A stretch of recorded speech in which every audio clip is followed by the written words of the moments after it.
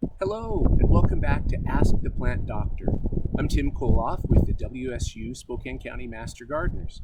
Today we're talking about things that happen in the garden at the end of the season, tasks that we need to do, and we're going to start here by looking at this squash plant.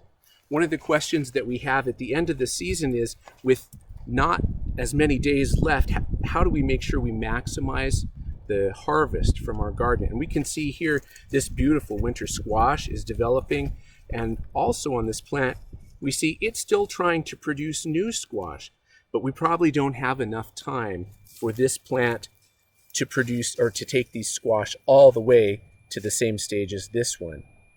At this time of year, what we're going to do is we're going to shock our plants. And some of this might seem a little bit against our gardening nature, but what we want to do is force these plants to try to put their energy into maturing the fruit, or the squash in this case, that they're already working on, and not trying to grow any new ones. So I've got my trusty shears here.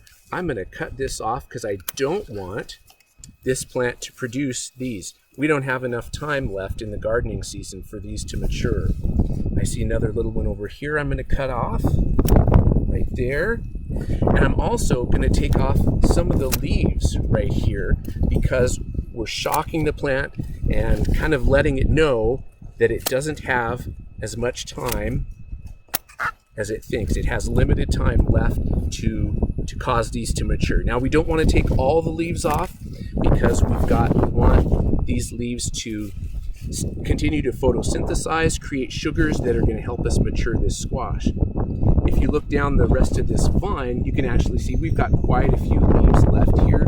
So me just taking the few leaves here that I did isn't going to keep this from maturing.